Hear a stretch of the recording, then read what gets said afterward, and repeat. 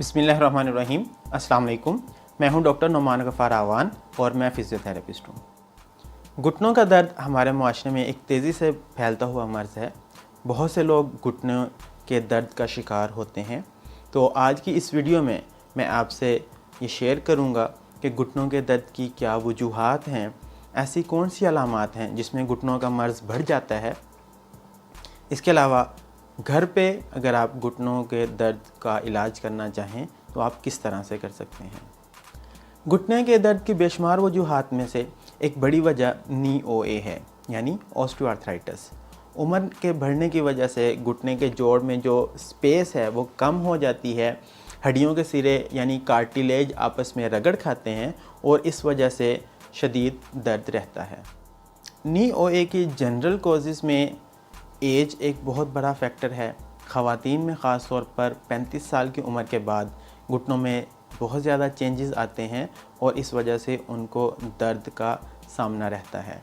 इसके अलावा मोटापा या ओवरवेट होना एक बहुत बड़ी वजह है। जितना वज़न ज़्यादा होगा उतना घुटनों के ऊपर स्ट्रेस ज़्यादा आएगा।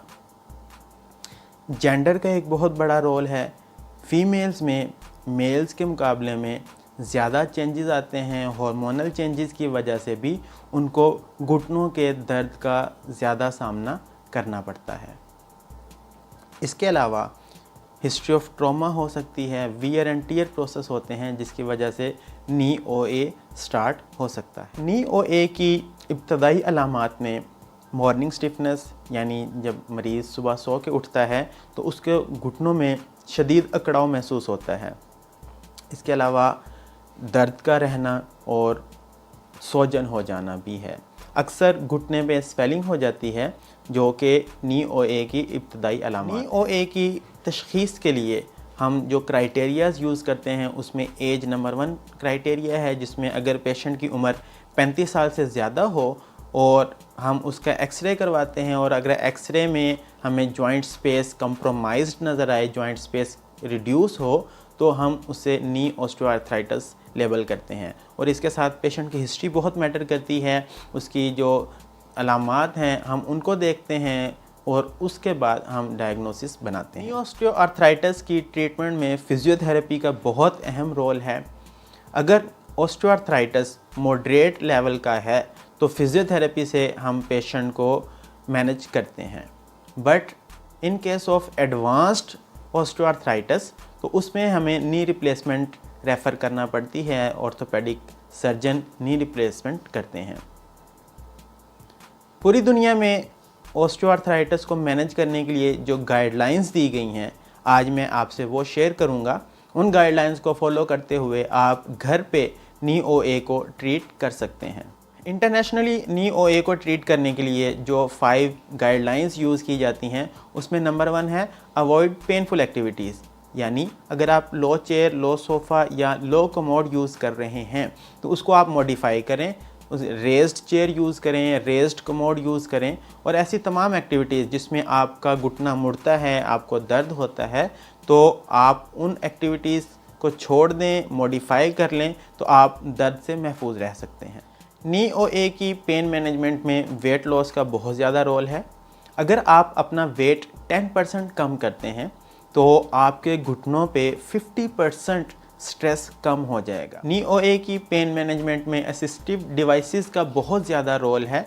अगर आप चलते में स्टिक यूज़ करते हैं तो इससे आपके घुटनों पे 5% स्ट्रेस कम हो जाएगा। नी ऑस्टियोआर्थराइटिस की पेन मैनेज करने के लिए हीटिंग मोडेलिटीज़ और कोल्ड मोडेलिटीज़ का बहुत ज़्यादा रोल है। इस पे आपको डिस्क्रिप्शन में एक लिंक भी मिल जाएगा, उससे आप देख सकते हैं कि किस वक्त हमने हीटिंग मोडेलिटी को अप्लाई करना है, किस वक्त हमने कोल्ड मोडेलिटीज़ अप्लाई करनी है।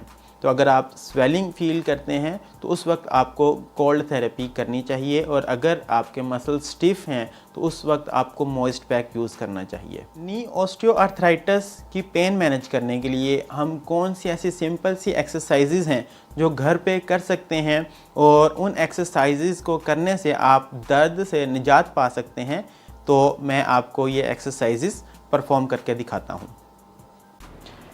एंकल पंपिंग एक्सरसाइज आप बैठ के और लेट के दोनों तरह से परफॉर्म कर सकते हैं।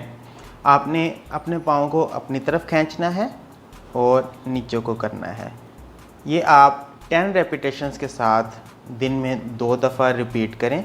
इससे काफ मसल्स रिलैक्स होंगे, उनकी फ्लेक्सिबिलिटी इम्प्रूव होगी और घुटनों को दर्द से निजात देने के लिए ये बहुत अहम एक्सरसाइज। इस एक्सरसाइज को हम क्वाड्स कंट्रोल एक्सरसाइज कहते हैं। जो लोग घुटने के दर्द का शिकार हैं, जिनको नी OA है, उनके लिए ये एक्सरसाइज बहुत फ़ायदेमंद है। इसको आप देखिए कि किस तरह से परफॉर्म करना है। आपने अपने नी को रिलैक्स करना है और यूं टाइट करना है। आपने जो front of the thigh muscles हैं, क्वाड मसल्स हैं, उनको ट्रेन करना है, उनको एक्टिव करना है और इनके ऊपर आपने अपना कंट्रोल डेवलप करना है। आप एक वक्त में 10 रेपिटेशंस के साथ ये एक सेट कंप्लीट कर सकते हैं और दिन में आप इसे 2 दफ़ा ज़रूर परफॉर्म करें। रिदमिक क्वाड्स एक्सरसाइज के अंदर हमने क्वाड्स की कॉन्ट्रैक्शन करवानी है इस तरह से। ये एक्सरसाइज आपके घुटने पे स्वेलिंग को कम करने के लिए बहुत फ़ायदेमंद है। आप 1 मिनट में 40 से 50 दफ़ा नी क्वाड्स कॉन्ट्रैक्शंस इस तरह से परफॉर्म कर सकते हैं। नी आइसोमेट्रिक एक्सरसाइजेज ऑफ क्वाड्स के अंदर आपने अपने घुटनों के नीचे एक पिलो रख लेना है और अपने दोनों घुटनों के साथ उसे नीचे दबाना है। ये आप 5 सेकंड के लिए दबा के रखेंगे और उसके बाद आपने रिलैक्स कर देना है।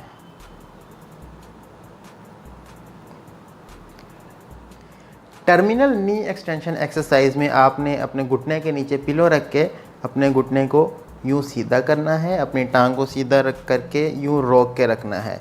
ये आपके क्वाड्स और हैम्स को स्ट्रेंथन करने के लिए बहुत फ़ायदेमंद एक्सरसाइज है। आप एंड रेंज पे अपने घुटने को 5 से 6 सेकंड रोकेंगे और उसके बाद रिलैक्स कर दें। आप ये एक्सरसाइज 1 बाय 1 दोनों घुटनों के ऊपर परफॉर्म कर सकते हैं। काफ मसल्स यानी पिंडली के नीचे में जो पट्टे हैं, उनको स्ट्रेच देने के लिए ये एक्सरसाइज बहुत फ़ायदेमंद है और घर पे आप इस एक्सरसाइज को करने के लिए कोई दुपट्टा या कोई कपड़ा इस्तेमाल कर सकते हैं। मैं आपको ये एक्सरसाइज करके दिखाता हूँ। आपने अपने पाँव के उंगलियों के निचले हिस्से पे इस तरह से बेल्ट डाल देना है और यूं अपने हाथों से उस बेल्ट को या उस दुपट्टे को पीछे की तरफ खींचना है। इसको आप 10 सेकंड या 15 सेकंड जितना आसानी से रोक सकते हैं रोक के रखिए एंड देन रिलैक्स।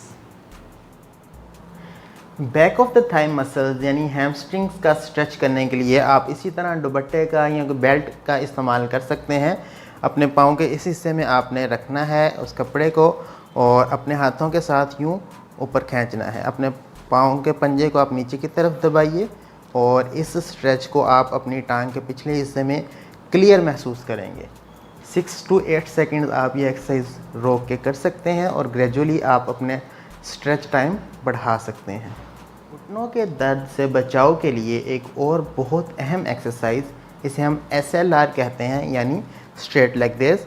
आप अपनी टांग को सीधा ऊपर उठाएंगे और उसको वहाँ पे आपने रोक लेना है और 5 to 10 सेकंड जितना आप आसानी से होल्ड कर सकें और इसको आराम से नीचे ले आना है।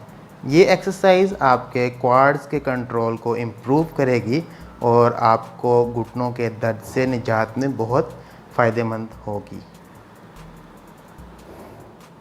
एडक्टर्स की स्ट्रेंथनिंग के लिए आप किसी पिलो का इस्तेमाल कर सकते हैं। आप इस पिलो को अपनी टांगों के दरमियान यूँ रख लीजिए और इसको आपने अंदर की तरफ दबाना है। सेम प्रिंसिपल, आप 5 to 6 सेकंड या 10 सेकंड इसको होल्ड करेंगे, देन रिलैक्स। अगेन प्रेस किया एंड रिलैक्स।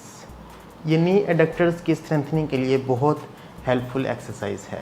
एबडक्टर्स की स्ट्रेंथनिंग के लिए आप किसी दुपट्टे को, किसी बेल्ट को गिरा लगा के अपनी दोनों टांगों के गिर्द इस तरह से लपेट लीजिए। अब आपने अपने दोनों टांगों के साथ बाहर की तरफ जोर लगाना है, रिलैक्स। इसी तरह आप 5 to 10 सेकंड्स बाहर की तरफ जोर लगाएंगे और फिर रिलैक्स कर देंगे।